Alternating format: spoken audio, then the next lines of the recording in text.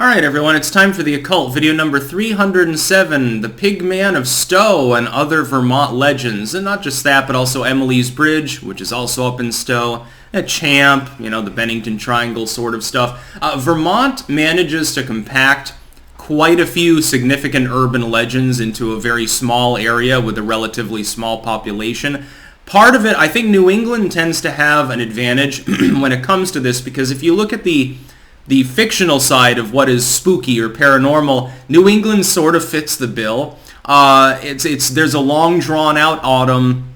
The winters are very quiet. Mountains and stuff. There's a lot of deep, hills and ravines and so forth. It feels spookier. If you go through especially certain parts of the southern or southeastern part of the state, down between Woodstock and Brattleboro, there are pretty remote mountainous areas there in which you've got quite a steep gradient and there's not a whole lot of light in there, and it just sort of feels haunted.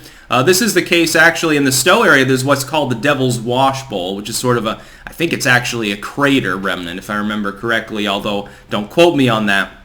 That's where the Pig Man supposedly resides. Now, this is an urban legend, to be clear. This is like the Goat Man and things like that. This is one of those classic Lover's Lane style stories that's basically meant to be cautionary for teenagers. This is don't go out at night, with your lover, making out in the woods. It's dangerous. There's a Pig Man out there. Now, what I had heard initially, the origin of this legend, I don't think is that old, because it sounds like it's certainly postmodern. I'm thinking Atomic Era, probably at earliest. And it's basically there's a deformed dude wandering around up there, result of incest in some cases. He's said to be a big deformed dude, and he killed a bunch of pigs, livestock, and mutilated the animals. And that's why you shouldn't go out in the middle of the night into the woods. As though bears were enough of a reason. Bears and raccoons with rabies and shit like that.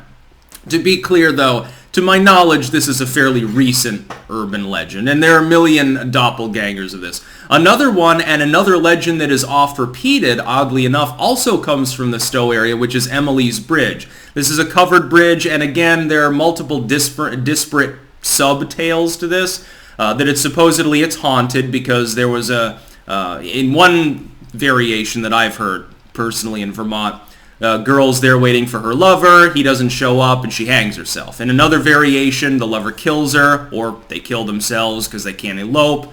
An animal comes along and kills them. There are multiple variations. Anyway, a tragedy occurred at a covered bridge involving a couple of star-crossed young lovers, and now it's haunted.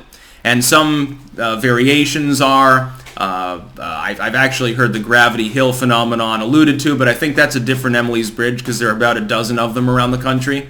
Look into it. There are a whole lot of haunted bridges with basically the same basic story plot.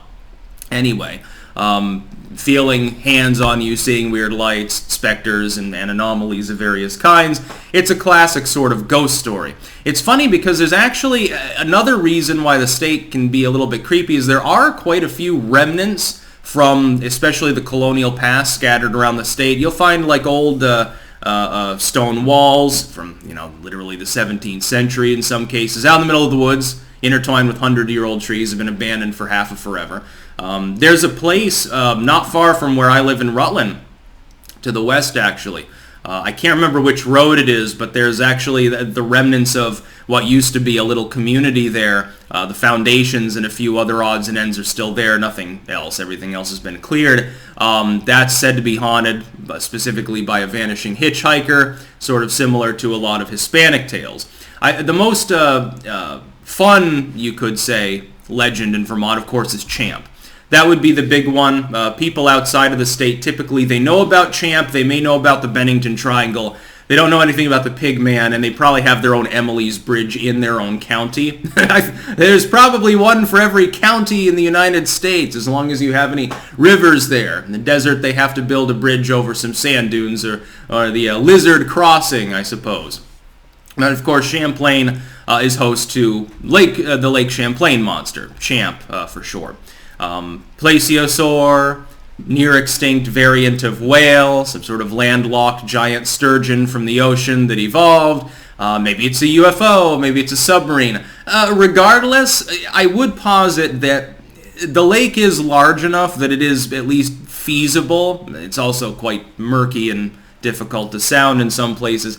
There could be some sort of large, not yet quite cataloged species there of whatever, presumably a sturgeon.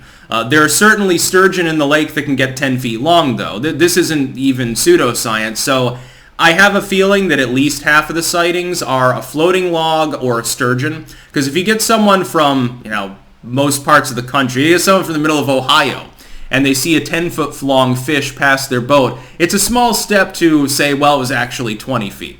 Because they're going to be fucking terrified. And sturgeon typically aren't aggressive or anything like that. They're not particularly dangerous. But they could occasionally accidentally scrape by a boat, and that could definitely give it quite a jolt, because they can be 8 to 10 feet long. Sea sturgeon can get up to 14, 15 feet long. If we posit that there was, back when Lake Champlain was brackish, some sort of intermixing going on, you could have a distinct subspecies of lake sturgeon. There is enough room in the lake and enough resources. You could have a small population of 15-footers in the lake. That's the best guess. It could be a species of whale that acclimatized to fresh water, again, after Lake Champlain got locked off from the sea and became fresh again. It's not likely to be clear, but it's clear there are enough sightings, including some with video evidence, and I don't mean like a grainy 240 video from the 90s. I believe that there are certainly large species of something in the lake. They don't appear to be dangerous, though. I haven't heard of anything other than... There was one report, and again, this could be a cautionary tale. I remember one story was that some dude was drunk and out on the lake and his boat capsized, and then, he never came home or something, or he comes home and, in some variants he comes home, he's like, oh shit, a sea monster almost got me, and it's probably cautionary about sailing around drunk, which I think is actually illegal. I don't think that it should be, because it's kind of a little bit harder to hit something when you're 10,000 yards away from the nearest object, but yeah, whatever. Guess you have to build your own pond if you don't like it. And then, of course, you have the Bennington Triangle. Now, the Bennington Triangle goes beyond Bennington Mountain. Bennington Mountain is said to be cursed, according to Indian legend. There do appear to be some legends that talk spookily about it. I guess there's one legend about there being a rock somewhere up there that swallows people. This could be the result of cave-ins. There are caves in the mountains of New England, and it's a very, very not oft-traversed area. The real weird part is all the disappearances, but really most of them are accountable for by animal predation or a serial killer. There is, however, one disappearance there, and it doesn't technically take place on the mountain at all, but in the general vicinity of Bennington, hence the Bennington Triangle. And it's weird. There was a dude actually on a bus. He was seen getting on the bus. His stuff was still there. Nobody saw him get off, but he wasn't there when they got to the next stop. That's a little bit creepy, because he had to have very purposely disappeared, in which case, like, well, why would he want to do that? Or something weird happened, because there were other people on the bus and none of them saw him leave. Of course, they probably would have noticed if the back door of the bus had opened during transit. That apparently didn't happen, so they're not exactly sure what happened to the dude. He simply disappeared. The other instances appear to have been predation by humans or animals. But the Bennington Triangle extends further than that. And the idea is that there's this particular location stretching roughly from the Bennington area to, if I remember correctly, somewhat to the east, in which there are various paranormal things that happen. It is a very paranormal area, but I would posit that a lot of the tales that people make about the paranormal, the spooky, are really atmospheric. So an area feels spooky, and then you start getting spooked, and then, you see things, or you hear things, you misinterpret them. If you're going to do that, I can't think of a better part of the country than southern Vermont, really, unless you happen to be in a famous locale like Salem, simply because of how spooky it genuinely is. There's not a whole lot going on between several little communities in the entire southern part of the state. There are all sorts of weird things reported even in the Green Mountain National Forest. The Green Mountain National Forest is barely a stone's throw beyond the little woods out behind my house in Rutland. The edge of that is really, I go up through those woods, I cross a creek, and I cross one road, in Mendon specifically, that bends down into Rutland. I'm in the Green Mountain National Forest, and I can walk another 20 miles without seeing another human being quite easily. So, yeah, the state has some spookiness to it. Just thought I'd talk a little bit about some of those legends, and there are plenty of others, but most of them are typically local, like there's supposedly a ghost in the Rutland Library of a former librarian.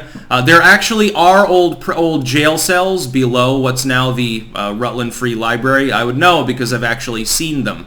I worked at the library as a volunteer one summer, I think, and I got to go down there because they had fluorescent lights that needed packing up, old ones that they had swapped out, and so it took me about an hour to get them all. But I got to actually go into the cells. And by the way, the doors on those are extremely, extremely small. It wouldn't be very fun. I don't think a 6-foot-tall person could actually lay out flat on the floor in there. I think they're smaller than that. So it would be a bad night in jail for the town drunk. That's about all. Peace out.